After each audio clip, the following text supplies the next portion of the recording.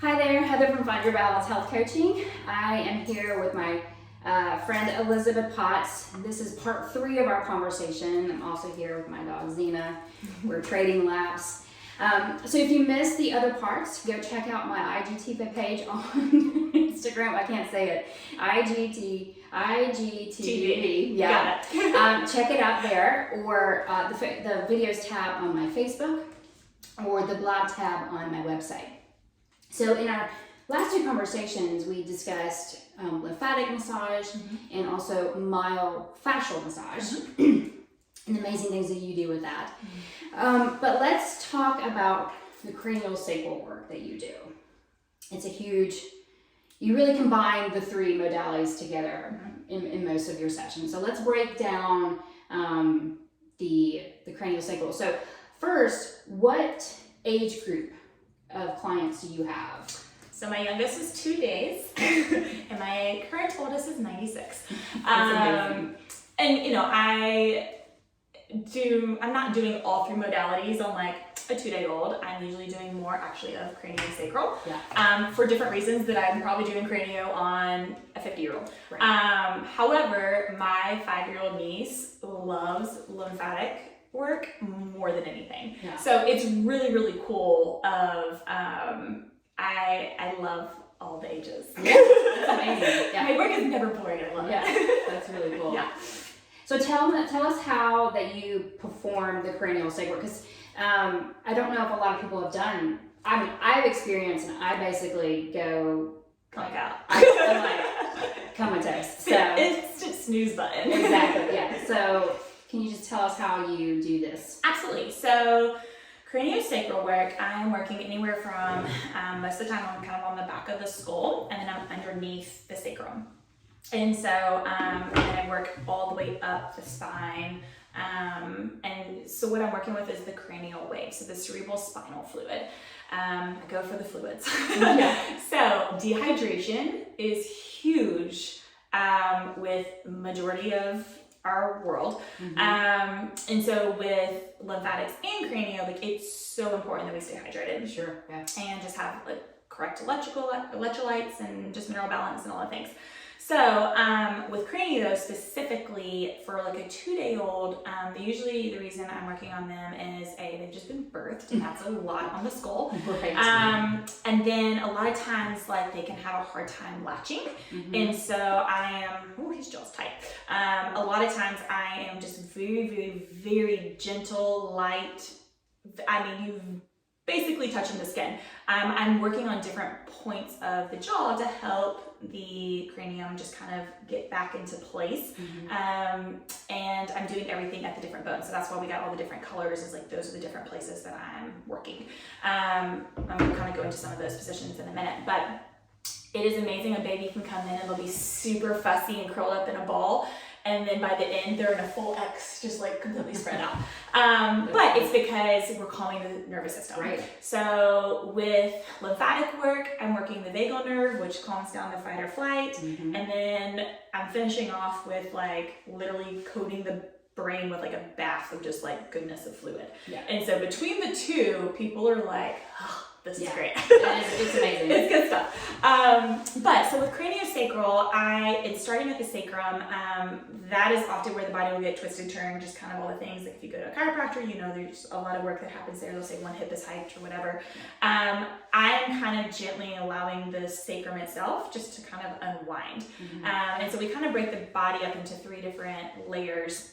And so I'm slowly helping the bottom part of from the sacrum and like lower abdomen, all of that to just kind of resettle, and then I go to the thoracic and allow all of that to resettle, and then to the skull. And the first 2 are great. The skull work is amazing.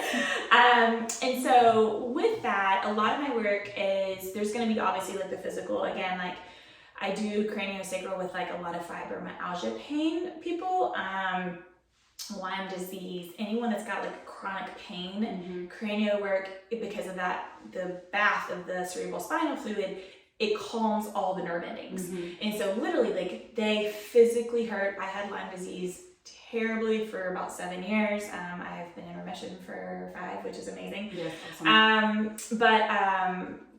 you are in so much physical pain, and there's just not a lot that ever makes you feel better. Right. And so with the cranial work, that cerebral spinal fluid, it literally comes all the way up and coats that brain. Again, it's simple and really fascinating.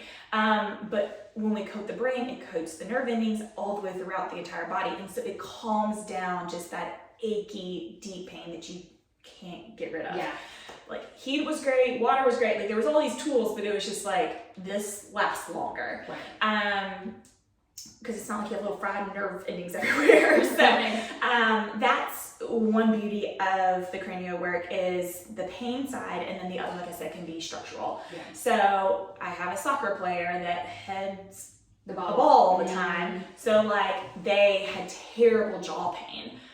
People that get a lot of migraines, it's usually something in the skull that is shifted out of the wrong spot. So I'm not a chiropractor by any means. I am not doing any kind of manual adjustments, but I'm holding points. And so all these sutures, they can just kind of twist or turn or get stuck. And so I'm just holding it until it kind of melts the tissue around it. And so then it just kind of slips back into its place.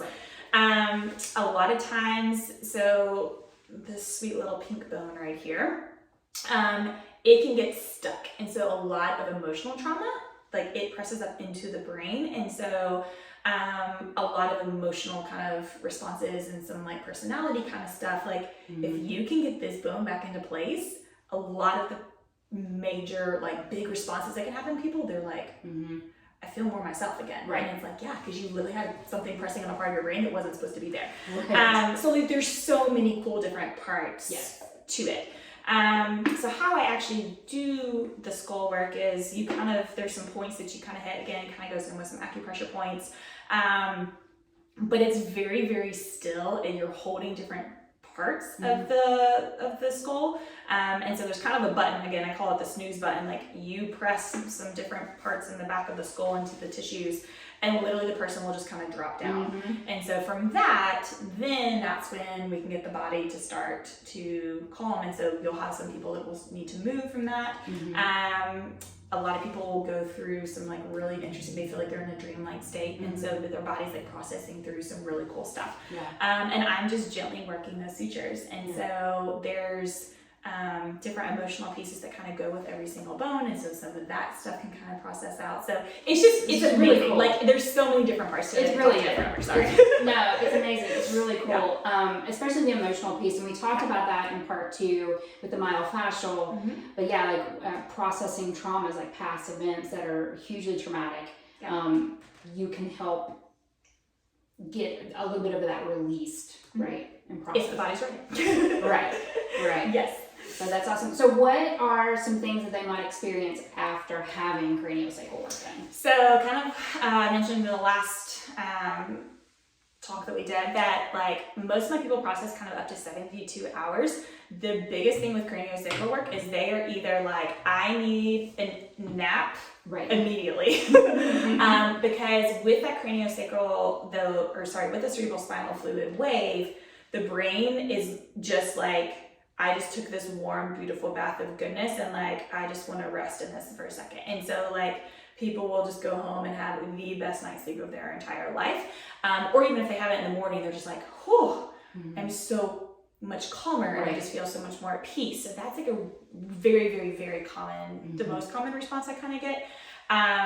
Or some people are kind of like, I just feel a little out of it. Like they almost feel a little like, whoo, I'm here, but it's just their neurology literally kind of resetting in some ways. So again, we're calming down the central nervous system. A lot of brain fog will go away for people. A lot of just like intense emotion will calm. Some people do leave with a little bit more energy, and they're like, I could go, like the next day, usually like, they'll sleep really great that night, and then the next day they're like, I'm invincible and I can take on the world. All the things. Some people are like, for 3 days, I kind of just felt like I was like slowly in process. So it can kind of vary person to person, but most people, everybody loves cranial. Yes. No one doesn't feel great after cranial. I definitely, when I have it done, I experience either both. Like I want to take a nap, or I'm just kind of like in this like happy-go-lucky. Like foggy, just chill vibe. Like, I don't really want to do anything the rest of the day, super chill. So, well, thank you for explaining all of this. It's amazing work. Thank you for taking the time to go through everything with us. I appreciate it. I love being your client and your friend. So tell everybody how they can find you. Yeah, so my practice is here in Franklin. I am out of the same clinic as Tennessee Alternative Medicine. So it's a beautiful place to be. But I have social media on Instagram. It's Elizabeth Potts LMT. It's kind of my main way. I'm updating a website, so that'll be up soon, but it'll be elizabethpottslmt.com. And then my office line, so and I'll put that in the description. Yeah, absolutely. Awesome. Perfect. Well, definitely check her out. And thank you again. Absolutely. Thank you for having me. Thanks so much. See you guys. Bye.